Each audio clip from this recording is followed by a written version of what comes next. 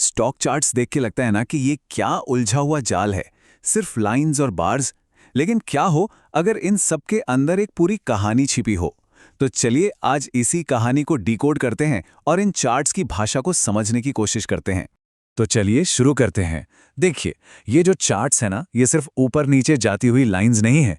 असल में ये मार्केट की साइकोलॉजी का एक विजुअल नक्शा है। एक ऐसा नक्शा जहां खरीदारों और विक्रेताओं के बीच की जो खींचतान है वो हर पल रिकॉर्ड हो रही है।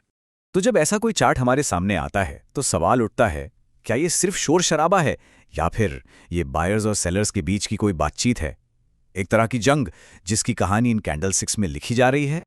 अच्छा, तो इस कहानी को समझने के लिए हमें इसकी भाषा भी तो सीखनी होगी, है ना? और वो भाषा है चार्ट पैटर्न। चलिए सबसे पहले इसके बिल्कुल बेसिक कॉन्सेप्ट को ही समझते हैं। तो अगर बिल्कुल आसान शब्दों में कहें तो चार्ट पैटर्न कीमतों से बनने वाला एक खास शेप है, एक आकार जो दो ट्रेंड लाइंस के बीच में आप कह सकते हैं फंसा होता है। और ये हमें एक इशारा देता है कि कीमत आगे कहाँ जा सकती है। मतलब या तो उसी डायरेक्शन में जाएगी या फिर यहां से एक यू टर्न ले लेगी। अब देखिए, किसी पैटर्न को पहचान लेना तो ठीक है, ये एक बात हुई।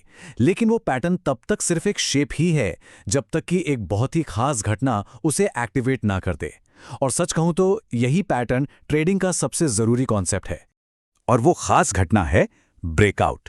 ये वो मोमेंट है, वो पल है जब कीमत उस पैटर्न की बाउंड्री को तोड़कर बाहर निकल जाती है। आप इसे एक स्टार्टिंग गन की तरह समझ सकते हैं जो बताती है कि भाई आप खेल बदल चुका है और एक नया मूव शुरू होने वाला है।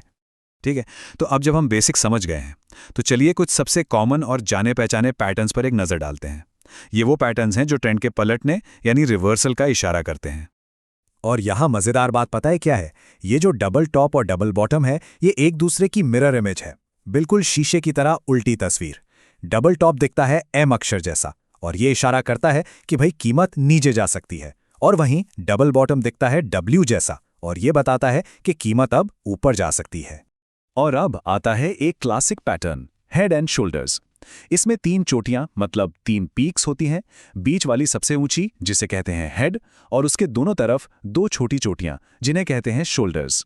अब जब कीमत इन कंधों को जोड़ने वाली सपोर्ट लाइन जिसे नेक लाइन भी कहते हैं उसको तोड़कर नीचे आ जाती है तो ये एक बहुत मजबूत संकेत होता है कि अप ट्रेंड शायद अब खत्म हो गया है।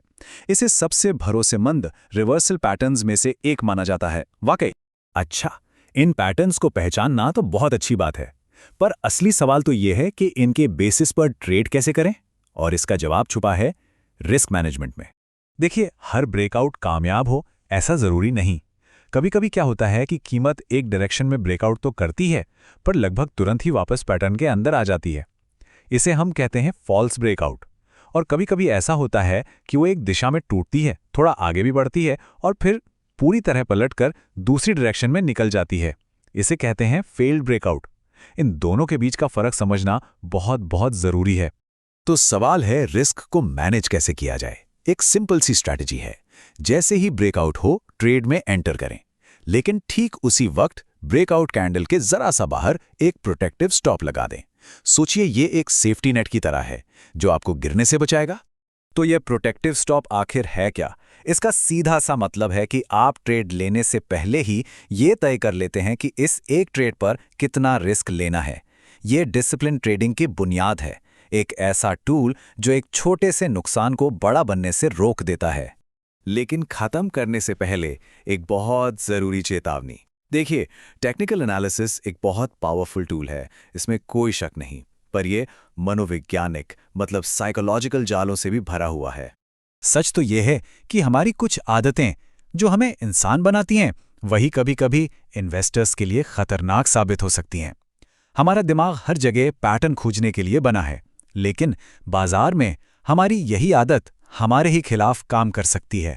जैसे कि हम ऐसे पैटर्न देखने लगते हैं जो असल में होते ही नहीं हैं, या फिर बिना किसी सबूत के बाजार में चल रही कहानियों पर यकीन कर लेते हैं। और शायद सबसे खतरनाक, हालात बदल जाते हैं पर हम अपने पुराने प्राइस टारगेट्स पर ही अटके रहते हैं। ये सारी चीजें सही फैसला लेने की हमारी काबिलियत को कमजोर कर देती हैं। तो आखिर में इस पूरी बातचीत का निचोड़ इस एक सवाल में छिपा है। हाँ, पैटर्न बहुत पावरफुल होते हैं, लेकिन वो कोई जादू की छड़ी नहीं है। इसलिए अगली बार जब कोई चार्ट देखें तो हमेशा खुद से ये सवाल जरूर पूछें, क्या ये चार्ट वाकई कोई कहानी बता रहा है या आप सिर्फ वही देख रहे हैं जो आप देखना चाहते हैं।